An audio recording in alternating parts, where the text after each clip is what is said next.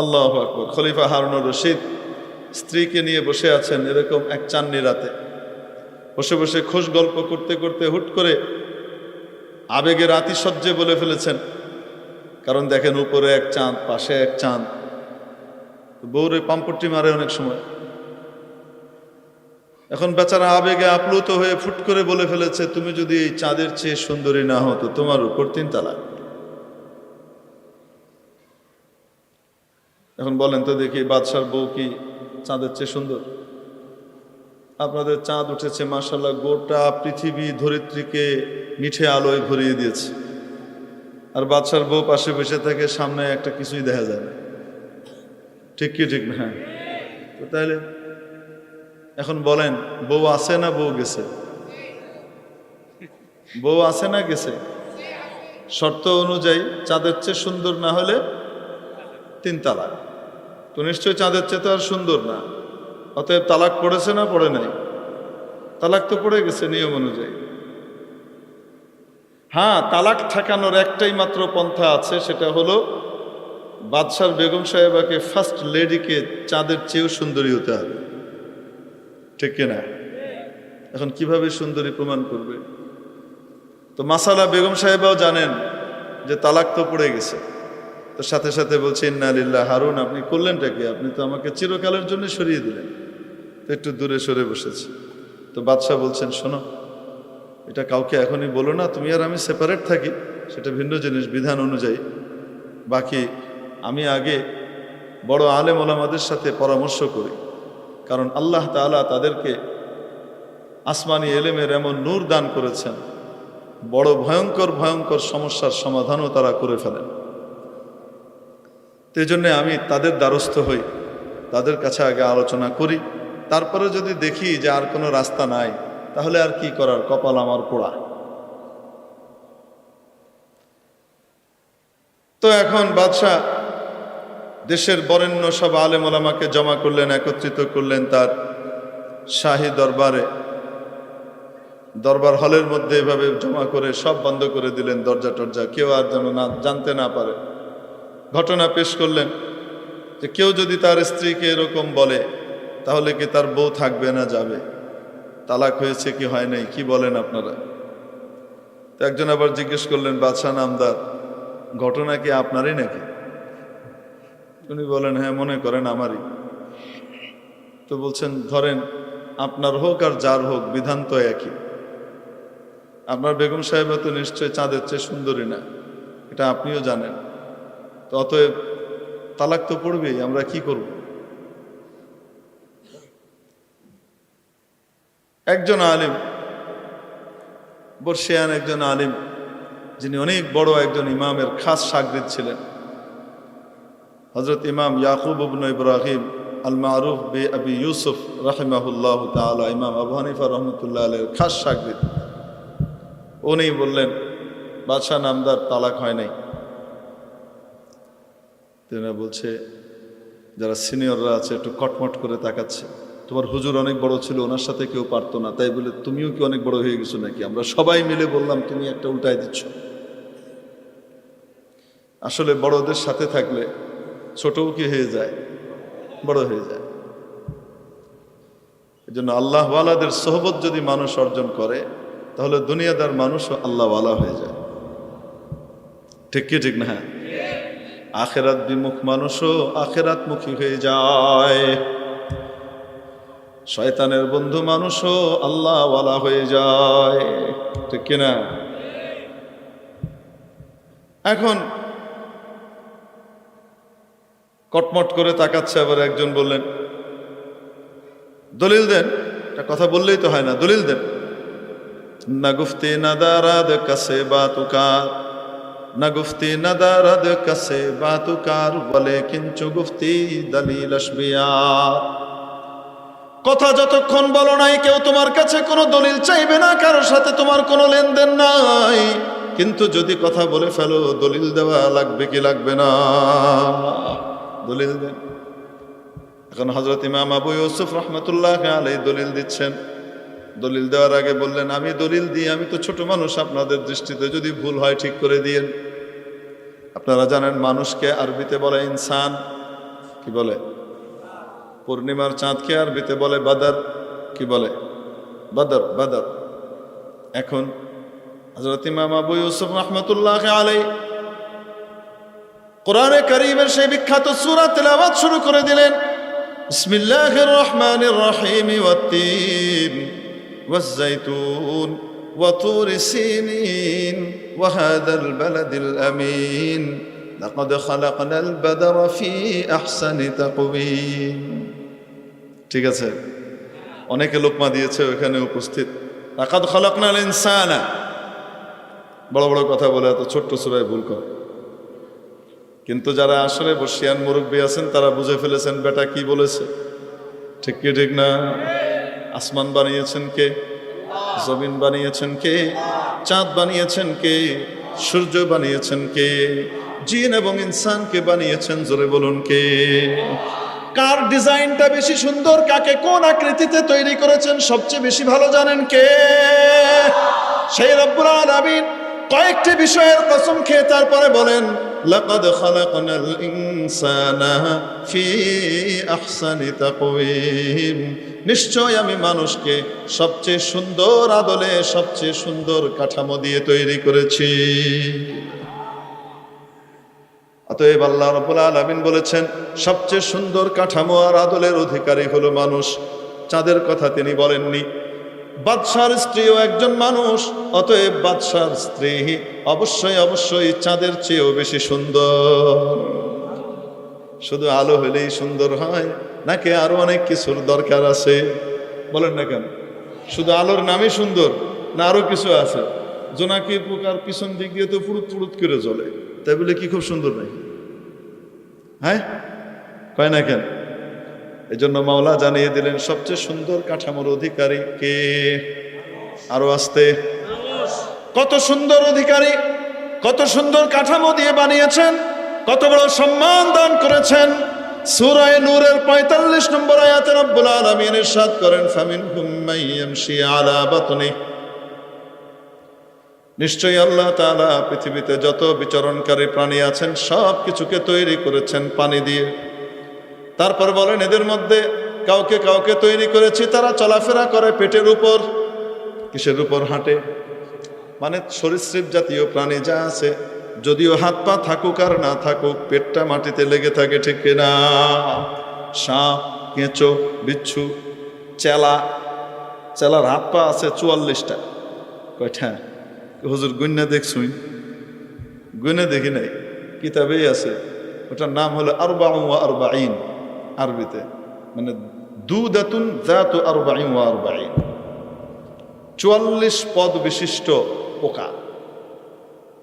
চালার হাত পা কয়টা? ৪৪টা, কিন্তু খাড়াইতে পারে না, পড়ে থাকে। আসতে বলেন। যারা পড়ে থাকে এদের মাথাগুলো উপরে থাকে না মাটিতে লেগে থাকে? ومنهم من يمشي على رجلين ومنهم من يمشي على أربع। তৃতীয়টার কথা আগে বলি। কাউকে কাউকে তৈরি করেছি তারা চলাফেরা করে চার পায়ে, গরু ছাগল ভেড়া সিংহ বাঘ টাক যা আছে সব। যারা চার পায়ে চলে ওদের মাথা রুকুর মতো থাকে, পিঠ বরাবর থাকে, ঠিক কিনা? খাওয়ার সময় মাথাটা উঁচুতে থাকে না মাথাটা নিচে নামানো লাগে? গরু হোক আর পশুরাজ সিংহ হোক, ঘাস খাওয়ার জন্য গোশ খাওয়ার জন্য অবশ্যই মাথাটাকে নিচে নামানো লাগে, ঠিক কিনা? কাউকে কাউকে তৈরি করেছি দুই পায়ে, তারা দুই পায়ে চলে।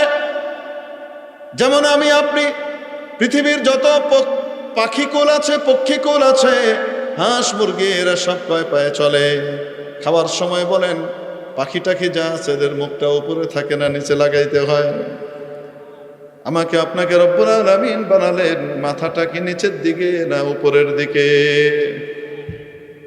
এমন আকার আকৃতি এমন আদল তৈরি করে দিলেন, খাড়া আদল। সুবহানাল্লাহ, খাড়া আদল। কেমন আদল? মাথাটা সব সময় কোন দিকে? এমনকি যখন নাকি মানুষ শুয়ে পড়ে তখন মাথা আর শরীরটা বরাবর হয়ে যায়, ঠিক কিনা? এমন ন্যাচারাল স্বভাব রব্বুল আলামিন দিলেন। মাথার নিচে বালিশ জাতীয় কোনো কিছু দিয়ে মাথাটাকে শরীর থেকে যদি একটু উঁচু করে না রাখা হয়, ঘুমটা শান্তির হয় না, স্বস্তির হয় না, আরামের হয় না। যখন তার মাথাটা নিচে পড়ে যাবে তখনও তার মাথাটা উঁচু করার স্বভাব আর ব্যবস্থা করে দিয়েছেন কে? গোটা সৃষ্টিকুলের মধ্যে রব্বুল আলামিন, যিনি আমাকে আপনাকে এত সুন্দর আদল দিলেন, যেই মাথাটা কখনো নিচু হয় না, মাথাটা সব সময় উঁচুতে থাকে, সেই মাওলার সামনে 5 বারের জন্য দৈনিক মাথাটা ওনার কুদরতি কদমে লাগাতে কে কে রাজি আছি? হাত উঠায়। আল্লাহ কবুল করে নিন, আমিন। 5 ওয়াক্ত জামাত নামাজ সময় মতো জামাতের সাথে ঠিক মতো আদায় করবো তো ইনশাআল্লাহ। আল্লাহ কবুল করেন, আমিন। ওয়ালাকাদ কাররামনা বনি আদম, নিশ্চয়ই আমি মানুষকে সম্মান দান করেছি ধাপে ধাপে। ধাপে ধাপে শব্দটা উল্লেখ করা লাগে না, কিন্তু খাসিয়ত যারা জানে তারা জানে, অর্থ আছে এখানে, ঠিক কিনা? প্রথম ধাপ হলো মানুষের আদলে তৈরি করা মাথাটা কত সুন্দর উঁচু। সুবহানাল্লাহ। হুজুর, গরিলার মাথাও তো উঁচু থাকে। হ্যাঁ, গরিলার মাথাও উঁচু থাকে, সারা শরীরে লোম দিয়ে এমনভাবে কম্বল বানায় দিছে, মাশাআল্লাহ। চেহারাও এত সুন্দর। 15-20 কোটি টাকা দিল, 1 রাতের জন্য বিয়ে করে থাকতে রাজি আছেন? কয় না কেন? তাহলে মানুষের আদলে তৈরি করা এটা প্রথম ধাপের সম্মান। লাকাদ খালাকনাল ইনসানা ফি আহসানি তাকওয়িম। কিন্তু এই সম্মানটা বাহ্যিক সম্মান, ঠিক কিনা? এখনো মানুষের আসল সম্মান আসে নাই। মানুষের আসল সম্মান আসবে যখন ভেতরের মানুষটা মনুষ্যত্বের অধিকারী হবে। দেখতে মানুষ হলে আসলে মানুষ মানুষ হয় না। দেখার দ্বারা কিছু নয়, বাহিরটা আসল না ভিতরটা আসল। আসতে বলেন, কোনটা আসল? সূরা তাসদীদ দা জামানা গাফিলি আসাদাফ দুররা গুজিগার আকিলি। সূরা তাসদীদ দা জামানা গাফিলি আসাদাফ দুররা গুজিগার আকিলি। हम चो तिफला मंगर अंदर सुर्ख जर्द चोजना मगरूर रंगो बो मगर। বাহ্যিক রূপ সৌন্দর্য দেখে মোহিত হইও না, পাগল হয়ে যেও না। আসল জিনিস বাহির নয়, বরং ভিতরেরটা। বাহির দেখে বিভ্রান্ত হইও না। তুমি যদি বুদ্ধিমান হও, আরিফে রুমি রহমাতুল্লাহ আলাইহি বলেন, যদি তুমি বুদ্ধিমান হয়ে থাকো তাহলে তুমি কুৎসিত দর্শন খরখরে অমসৃণ ঝিনুকের মধ্য থেকে ভেতরে মুক্তা তালাশ করবে। ঝিনুকের উপরটা দেখতে সুন্দর না, কুৎসিত, কিন্তু ভেতরে মুক্তা লুকিয়ে থাকে। বলেন না কেন? সাপের উপরটা ডিজাইন কি সুন্দর! আরে বাপরে বাপ, চকচক চকচক, কত রকমের ডিজাইন। ফনা তুললে আবার মাথার ভেতরে কি দেখা যায়? আরে কয় না কেন? ফুল দেখা যায় না? ফনা তুললে কিছু বিষধর সাপ আছে, এদের মাথার ভিতরে কি থাকে? সুন্দর ডিজাইন আছে, ফ্লাওয়ারের মতো, কিন্তু ভিতরে কি? আসতে বলেন। বাহির দেখলে চলবে না, ভেতর দেখা লাগবে। কি দেখতে হবে? আরো আসতে বলেন। যদি শুধু বাহির দিয়ে ফয়সালা হতো তাহলে আবু লাহাব বড় জান্নাতি হতো, ঠিক কিনা? বড় সম্মানিত হতো। আর বাহির দেখে যদি ফয়সালা হতো তাহলে বেলাল হাবশী নিকৃষ্টতম প্রাণী হতো, নাউজুবিল্লাহ, ঠিক কিনা? বাহির দিয়ে ফয়সালা না ভেতর দিয়ে ফয়সালা? আজকে দুনিয়ার চাকচিক্য এবং দুনিয়ার টাকা পয়সা ধন দৌলত দ্বারা আবৃত যে সমস্ত মানুষ ইমান হারা হয়ে ইমানি জিন্দেগি পরিহার করে দুনিয়াবি জিন্দেগিতে আখেরাত বিমুখ জিন্দেগি যাপন করে, মাথার ভিতরে পশ্চিমাদের কথা অনুযায়ী ইসলামের ব্যাপারে বিভিন্ন রকমের বাজে বাজে কথাবার্তা গিজগিজ করে, আছে না নাই? এই টাইপের লোকজন যত দামি গাড়িতেই চড়ুক না কেন, যত চকচকে বাড়িতেই থাকুক না কেন, যত সুন্দর পোশাকে পরিধান করুক না কেন, তাদেরকে দেখে তুমি মুগ্ধ হয়ে তাদের পিছনে দৌড়িও না। উপরে ডিজাইন, ভেতরে কিন্তু বিষ। অপরদিকে আলেম ওলামা তালিবুল ইলম, অপরদিকে দিনদার পরহেজগার, মুত্তাকি মানুষ। একজন সত্যিকারের দিনদার পরহেজগার মানুষ, একজন সত্যিকারের দিনদার পরহেজগার মানুষ, একজন সত্যিকারের দিনদার পরহেজগার মানুষ, একজন সত্যিকারের দিনদার পরহেজগার মানুষ, একজন সত্যিকারের দিনদার পরহেজগার মানুষ, একজন সত্যিকারের দিনদার পরহেজগার মানুষ পেশা জীবনে যে নাকি সততার কারণে দুনিয়াতে অনেক বাড়ি গাড়ি করতে পারে নাই, সাধারণ জীবন যাপন করে, কাপড়গুলাও তেমন চকচকে নয়, অত উজ্জ্বল নয়, অত ঝলমলে নয়, কিন্তু মনে রেখো বাহিরে দেখে ফয়সালা করা যাবে না। ভেতরে যে নূর আর আলো আছে, ভেতরে যে দামি জিনিস আছে, মুক্তা নয়, গোটা পৃথিবীর সমস্ত হীরা জহরত একত্রিত করলেও তার দাম তার চেয়ে বেশি। সূরা তাসদীদ দাজমানা গাফিলি আসসাদফ দুররা গুজিগার আকিলি। মেরে মুহতারাম দোস্ত, আজিজ ও বুজুর্গের জন্য বলেন দেখি, ফয়সালা বাহির দিয়ে না ভেতর দিয়ে? কিন্তু বাহিরেরও একটা মূল্য আছে না নাই? বলেন না কেন? আসল মূল্য বাহিরেরটা না আসল মূল্য ভেতরেরটা? এজন্য রব্বুল আলামিন বলেন সুম্মা রাদাদনাহু আসফালা সাফিলিন। সবচেয়ে সুন্দর আদল আর অবয়ব কাঠামো দিয়ে তৈরি করলেও এরপরে আবার তাকে ফিরিয়ে নিয়ে গেলাম একদম নিকৃষ্টতম স্তরে, সবচেয়ে নিম্ন স্তরে তাকে ফেলে দিয়েছি। কেন? শুধু বাহির আছে কি নাই? আসতে বলেন। সম্মান, আসল সম্মান শুরু হবে যদি ভেতরেরটা অর্জন করে, আর সেটার প্রথম ধাপের নাম হলো ঈমান। ইল্লাল্লাযীনা আমানু, তবে যারা ঈমান আনয়ন করে তারা নিচে যাবে না। তাদের মর্যাদা কি হবে? বাহিরে যেমন সম্মানিত, ভেতরেও সে সম্মানিত। প্রথম ধাপের নাম কি? সম্মানের ঈমান। আসতে বলেন কি? ঈমান। আসল মানুষের মনুষ্যত্বের প্রথম ধাপ হলো ঈমান। একটা কুকুর সে তার মনিবকে চিনে কি চিনে না? মনিব যদি একবার দুইবার, 2-3 দিন খাওয়া না দেয়, সে তার দরবার ছেড়ে অন্য জায়গায় চলে যায় না। সে অন্য জায়গা থেকে ঘুরে ফিরে নিজের খাবার জোগাড় করে খেয়ে দিয়ে সে আবার মনিবের দরজায় পড়ে থাকে। আরে বলেন না কেন? মনিব যখন বাহির থেকে আসে, মনিবকে দেখার সাথে সাথে কুকুর লেজ নেড়ে অভ্যর্থনা জানায়, আনন্দ প্রকাশ করে, খুশি প্রকাশ করে, অভ্যর্থনা জানায় যে আমি আপনার দাস, আপনার গোলাম, আপনার দরজায় থাকি আমি। পরিচয় দেয়, ঠিক কি ঠিক না? আরে যার কাছে ঈমান নাই সে সবকিছু চিনলো, কিন্তু তার মনিবকে সে চিনলো না, কুকুরের অধম। এজন্য মাওলানা কারীম বলেন বাল হুম আদাল উলাইকা কাল আনআম বাল হুম আদাল। যাদের চোখ থাকতে দেখে না, কান থাকতে শুনে না, হৃদয় থাকতে ভাবে না, যা দেখার তা দেখে না, যা শোনার তা শোনে না, যা ভাবার তা ভাবে না, সবকিছুই ভাবে, এই সমস্ত লোকগুলো হলো চতুষ্পদ জন্তু, জানোয়ারের মতো। আল্লাহ রাব্বুল আলামিন বলেন না না না না না, চতুষ্পদ জন্তু তো তার মালিককে কখনো কখনো চিনে, ঠিক কিনা? কিন্তু এ তো আসলে চতুষ্পদ জন্তুর চাইতেও নিকৃষ্ট। বালহুম আদল, সে আরো নিকৃষ্ট। মেরে মুহতারাম দোস্ত, আজিজ ও বুজুর্গের জন্য আসলে মানুষ হওয়ার সর্বপ্রথম ধাপের নাম হলো ঈমান। আসতে বলি, আরো আসতে। সম্মান পেতে হলে যে জিনিস লাগবে তার নাম হলো কি? ঈমান। ঈমান কাকে বলে? 2 জিনিসের নাম ঈমান। কয় জিনিস? 2 জিনিস। আসতে বলেন, 2 জিনিস। আরো জোরে আসতে বলেন, সবাই বলেন। 2 জিনিস। ঈমান কয় জিনিসের নাম? কয় জিনিস?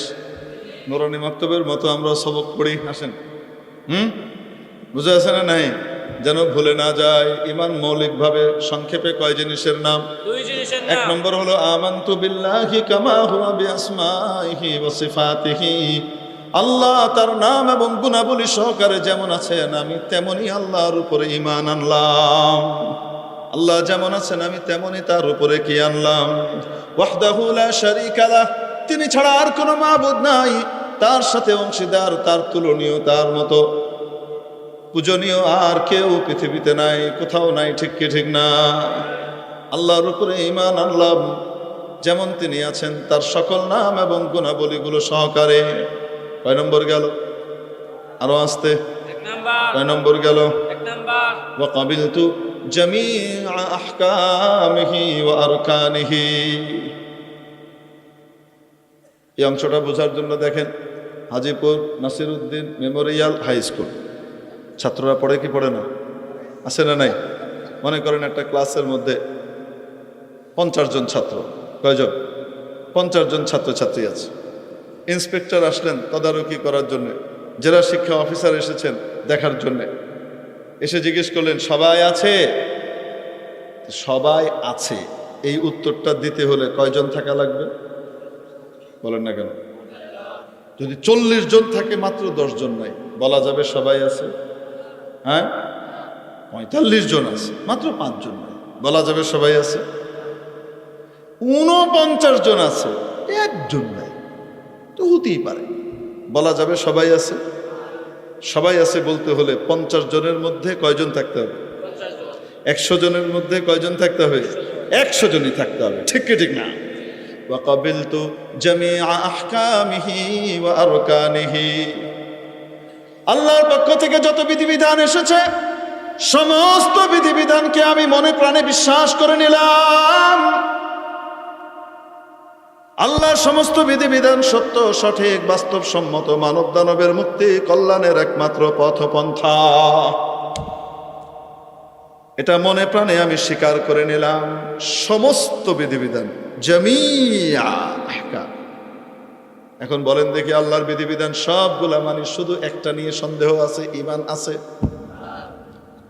একটা নিয়ে আমার সন্দেহ আছে, একটার ব্যাপারে আমি অস্বীকার করি, ঈমান আছে না গেছে? বুঝে থাকলে বলেন, আছে না গেছে?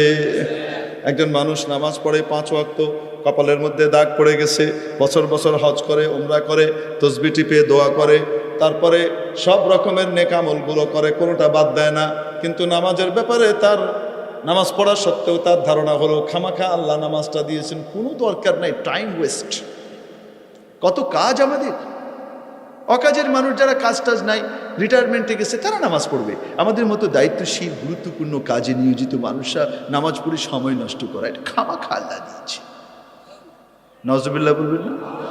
বলেন তো দেখি, এই কথা মনে করার কারণে নামাজ পড়তেছে, কপালে দাগ পড়ে গেছে, নিশানা চলে আসতে, মানুষ দেখলে মনে করে নামাজি, আসসালামু আলাইকুম করে জোরে সালাম পায়, ঈমান আছে না গেছে? বুঝে থাকলে বলেন, আছে না গেছে? আরেকজন মানুষ মনে করেন নামাজ পড়ে না, নামাজ পড়ে না, মাঝে মাঝে পড়ে, বউ দৌড়ানি দেয়, নামাজ পড়ে না, জুম্মায় যায় না, কেমন মুসলমান? এরকম মানুষ, কিন্তু মনে মনে তার বিশ্বাস, আমি যেটা করছি অন্যায় করছি, আল্লাহ যা বলেছেন সেটাই ঠিক, নামাজ পড়া দরকার ছিল, ফরজ নামাজ আমি পড়ছি না, এটা আমার জন্য মহা অন্যায় হচ্ছে। বলেন তো দেখি, নামাজ না পড়ার গুনাহ তার হবে ঠিকই, কিন্তু নামাজ না পড়া সত্ত্বেও বিশ্বাস থাকার কারণে তার ঈমান গেছে না আছে? আসতে বলেন। আরেকজন ব্যক্তি রোজা রাখে না, আল্লাহ না করে কোনো কারণে, কিন্তু তার বিশ্বাস হলো রোজা যে রাখি না, রমজান মাসে ভয়ঙ্কর অপরাধ করছি, আমি কুত্তারও অধম কাজ করতেছি, কুকুরও তার মনিবকে খুশি করে, আমি করতেছি না, তার মনের ভিতরে অনুভূতি হলো এটা আমি অন্যায় করছি, কিন্তু রোজা রাখাটা ফরজ। রোজা না রাখার গুনাহ হবে, কিন্তু ঈমান গেছে না আছে? আরেকজন রোজা রাখে, সব কিছু করে, কিন্তু তার মনের বিশ্বাস হলো খামাখা রোজার বিধান দিছে, যাদের বাড়িতে ভাত নাই, খাওয়া দাওয়ার কিছু নাই, তারা রোজা রাখবি, না খেয়ে থাকবি, আমার তো অনেক টাকা পয়সা, আমি কেন না খেয়ে থাকবি? এটা খামাখা আল্লাহ দিয়েছে, না রেখেও পারি না, বউর বাড়ি খেতে হবে, বেলুনের বাড়ি, রোজা রাখে না, শয়তান কোথাকার, বেরো, তো বউ কোন সময় পিঠা দেয়, কোনো ঠিক ঠিকানা নাই, এই জন্য রোজা টোজা রাখে। বলেন, রোজা রাখা সত্ত্বেও ঈমান আছে? বলেন না কেন? হ্যাঁ, অনেকে আছেন পর্দা করে না, কিন্তু মনে যদি বিশ্বাস থাকে আমি যেটা করি না সেটা অন্যায় করছি, আমি যেটা করছি সেটা অন্যায় করছি, পর্দা করা ফরজ ছিল, কারণ পর্দার বিধান নাজিল করেছেন কে? আল্লাহ। আরো আস্তে, কে? ইউদনিনা আলাইহিন্না মিন জালাবিবিহিন্না, আদেশ করেছেন কে? অতএব আমার পর্দা করা ফরজ ছিল, আমি করি না, এটি অন্যায় করছি। নারীদের দিকে, পরনারীর দিকে তাকানো নিষেধ, কিন্তু তারপরেও অনেকে তাকায় কি তাকায় না?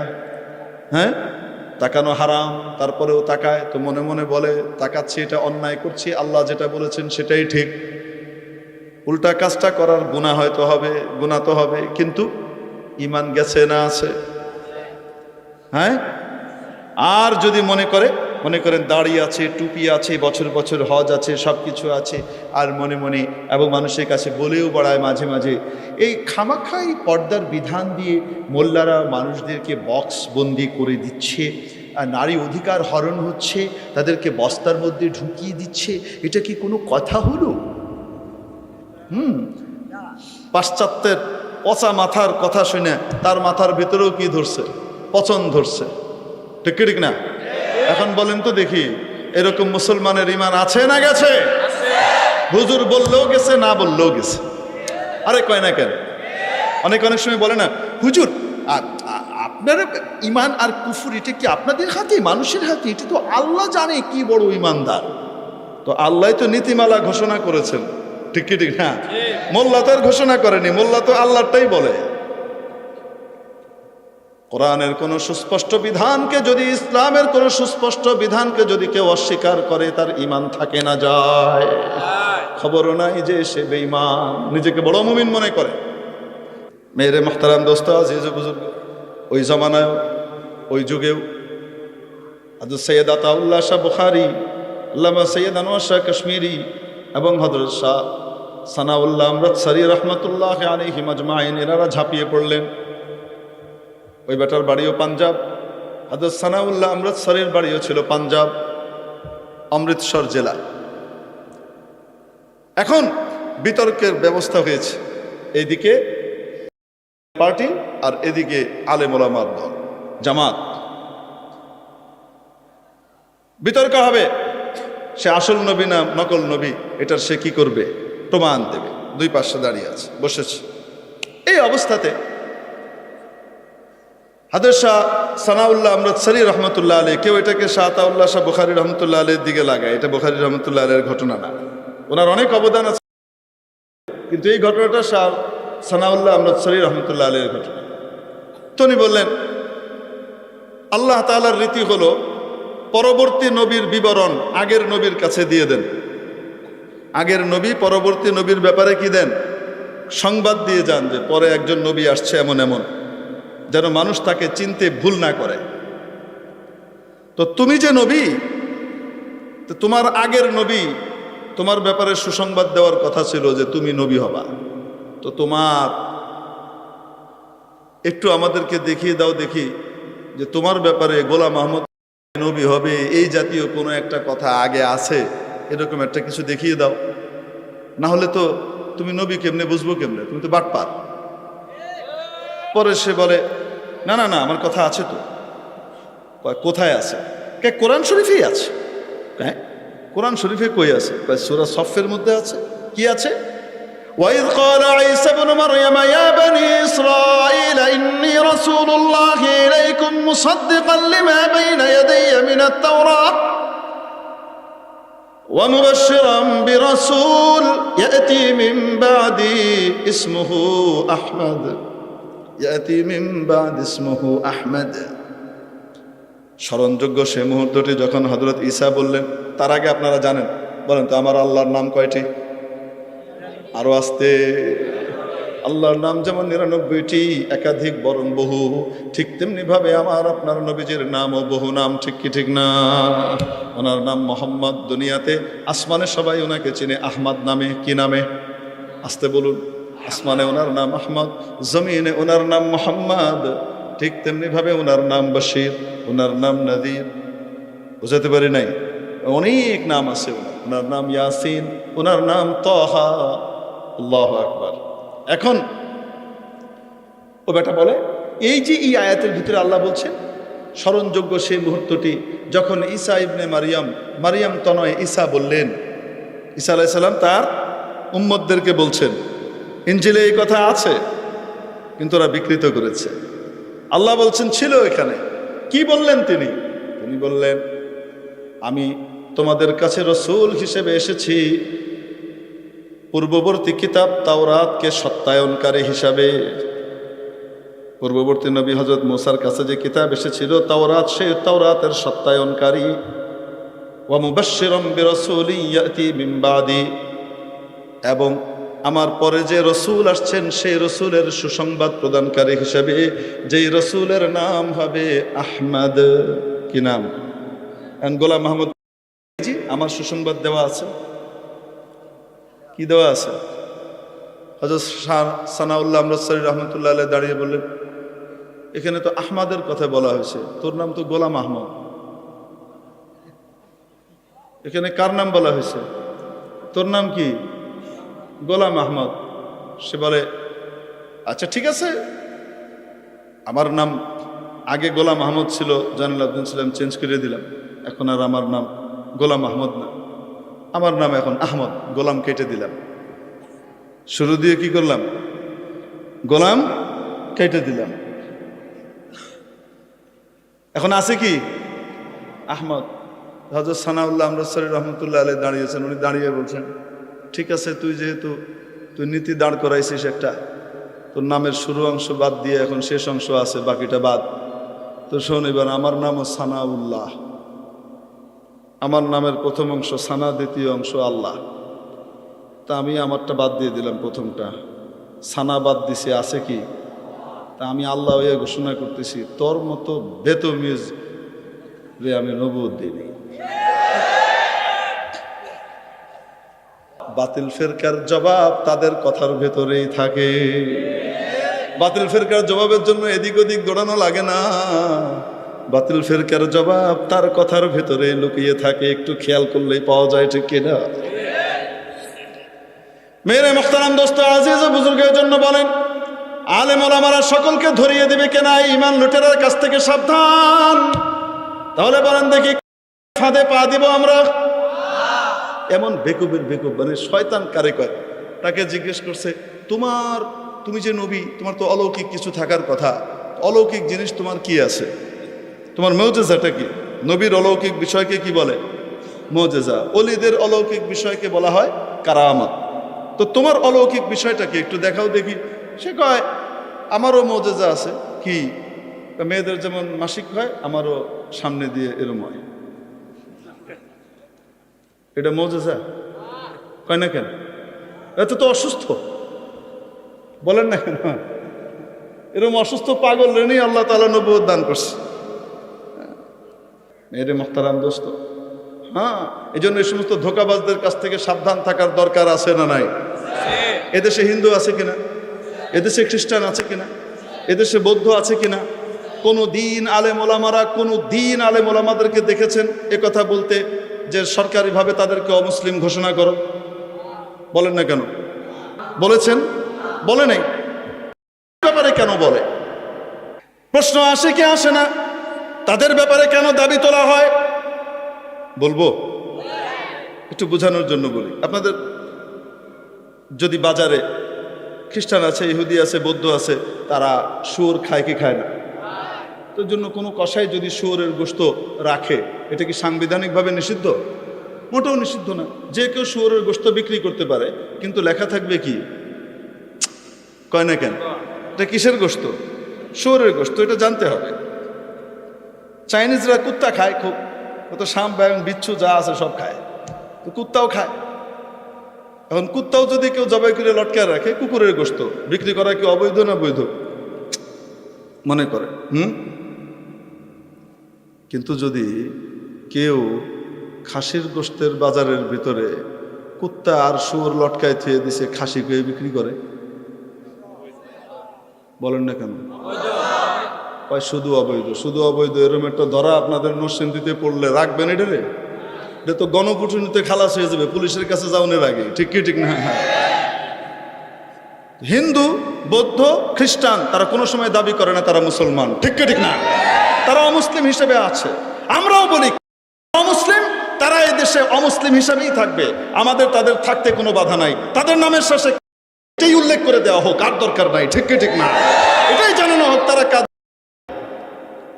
কেন তাদেরকে কাফের ঘোষণার জন্য আমরা বলি। কারণ সাধারণ মানুষ তাদের ঈমান হারিয়ে ফেলে এই সমস্ত ধোঁকাবাজদের, প্রতারকদের প্রতারণার শিকার হয়ে। তারা বুঝতেও পারে না, তাদের সবচেয়ে দামি সম্পদ ঈমানটা হারিয়ে ফেলে। এদেশের আলেম ওলামা অত্যন্ত ঠান্ডা প্রকৃতির এবং নিরীহ, শান্তিপ্রিয়। যদি তা না হতো তাহলে খাসির নামে শুয়োরের গোশত বিক্রিকারী দেওয়া হতো, ঠিক কি ঠিক না? এখনো পর্যন্ত তাদের উপরে কোনো হামলা নাই, কিছু নাই। আলেম ওলামারা শান্তভাবে সকলকে বুঝাচ্ছেন, নীতিগতভাবে ঠিক কথাগুলো বলে যাচ্ছেন, গরম হতে নিষেধ করছেন। তার মানে কি বোঝা গেল? আলেম ওলামারা কি অশান্তি চান না শান্তি চান? হ্যাঁ, এজন্য আমরা বলি তাকে রাষ্ট্রীয়ভাবে অমুসলিম ঘোষণা করতে হবে। কাফেরও তো বলি না, কি বলি?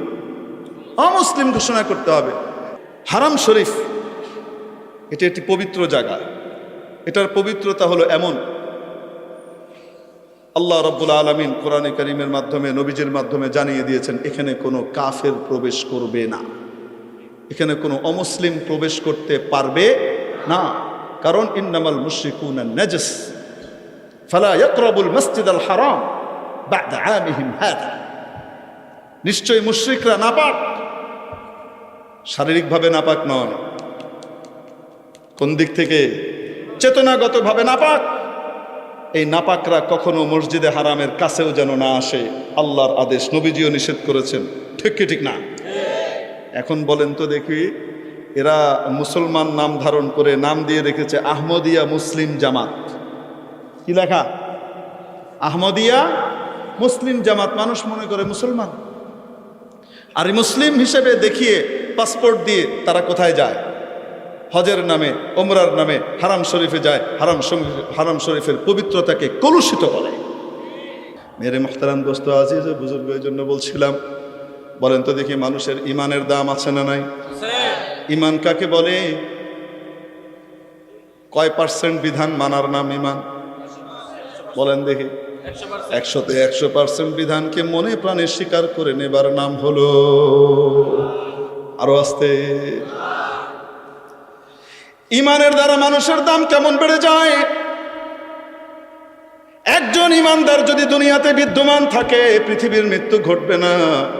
আসমান আসমানের জায়গায় থাকবে, জমিন জমিনের জায়গায় থাকবে, পাহাড় পর্বত নদী নালা তাদের নিজস্ব জায়গায় নিজস্ব নিয়মে থাকবে, চাঁদ সূর্য ঠিক থাকবে, পৃথিবীতে যারা বসবাস করে তারা সবাই বেঁচে থাকবে, সমস্ত জন্তু জানোয়ার হায়ওয়ান মানব দানব সবই বেঁচে থাকবে যদি পৃথিবীতে একজন ইমানদার থাকে। সহিহ মুসলিম শরীফের হাদিস, লা তাকুমুস সাআতু হাত্তা ইউকালা ফিল আরদি আল্লাহু আল্লাহ। ততক্ষণ পর্যন্ত পৃথিবীর মৃত্যু ঘটবে না, ততক্ষণ পর্যন্ত কিয়ামত আসবে না, যতদিন পর্যন্ত পৃথিবীতে বলা হবে আল্লাহু আল্লাহ। কি বলা হবে? একজন ইমানদারের দাম গোটা পৃথিবী এবং সব কিছুর চাইতেও আল্লাহর কাছে অনেক বেশি। শুধু পৃথিবী নয়, আসমান জমিনের সব চাইতে দামি একজন ইমানদারের ইমান, ইমানই মর্যাদা।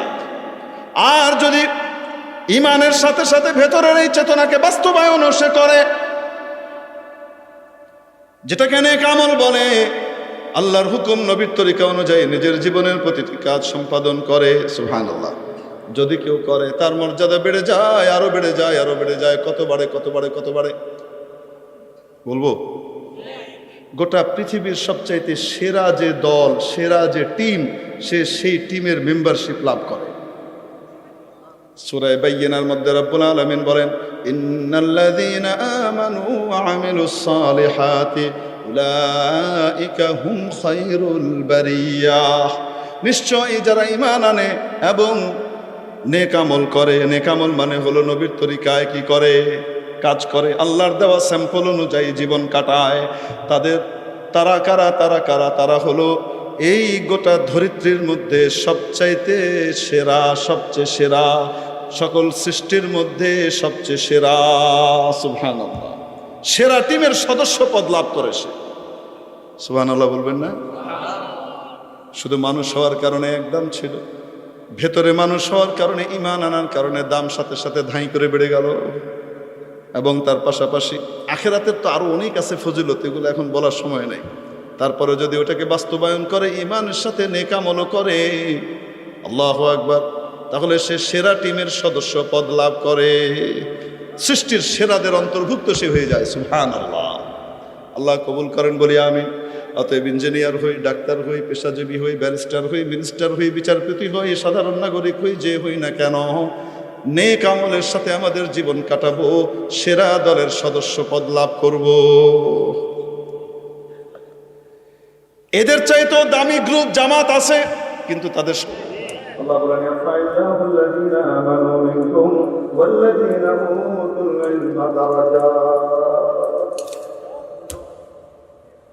নিশ্চয় তোমাদের মধ্যে ইমানদারদের দাম আল্লাহ বাড়িয়ে দেবেন, এবং যারা আহলে ইলম তাদেরকে ইলম দেওয়া হয়, আসমানে এবং তাদের মর্যাদা অনেক বহু গুণে বাড়ে। কত বেশি কল্পনাতীত, এজন্য বর্ণনা করে শেষ করা যাবে।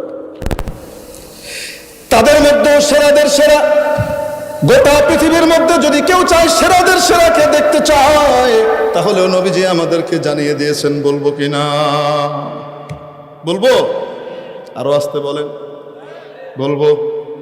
নবীজির সেই বিখ্যাত হাদিস, নবীজি সাল্লাল্লাহু আলাইহি সাল্লাম কি বলেছেন? আমি ভুল বললে ঠিক করে দিবেন আপনারা। নবীজিকে কথা বলেছেন, খায়রুকুম মান তাআল্লামাল হান্দাসাতা ওয়া আল্লামাহা, তোমাদের মধ্যে যে ইঞ্জিনিয়ারিং শিখে এবং শেখায় সে সবচেয়ে সেরা। বলেছেন খায়রুকুম মান তাআল্লামাত তিব্বা ওয়া আল্লামাহু, তোমাদের মধ্যে সবচেয়ে সেরা যে নাকি ডাক্তারি শিখে এবং অন্যকে ডাক্তার বানায়। নবীজিকে এই কথা বলেছেন, খায়রুকুম মান তাআল্লামাত তামাউলা ওয়া আল্লামাহু, তোমাদের মধ্যে যে ওই ব্যক্তি সেরা যে ধনবান হতে শিখে এবং অন্যকেও শেখায়। হ্যাঁ, শিল্পপতি হয় এবং শিল্পপতি বানায়। বলেছেন কি বলেছেন বলেন? তারাও সেরা, যাদের কথা বললাম তারাও সেরা, কিন্তু সেরাদেরও সেরা আছে না নাই? সেরাদের সেরা হলো খায়রুকুম মান তাআল্লামাল কুরআনা ওয়া আল্লামাহু, তোমাদের মধ্যে সবচেয়ে সেরা ওই ব্যক্তি যে ব্যক্তি কোরআন শিখে এবং অন্যকে শিখায়। কোরআন শিখে এবং অন্যকে শিখায়। তাহলে বলেন, নিজের বাচ্চাদেরকে সেরাদের সেরা বানানোর জন্য, কোরআনের শিক্ষক বানানোর জন্য কে কে রাজি আছে? হাত উঠায়। আল্লাহ কবুল করেন বলে আমিন। হাত নামায়। ওয়া আখিরু দাওয়ানা আলহামদুলিল্লাহি রাব্বিল আলামিন।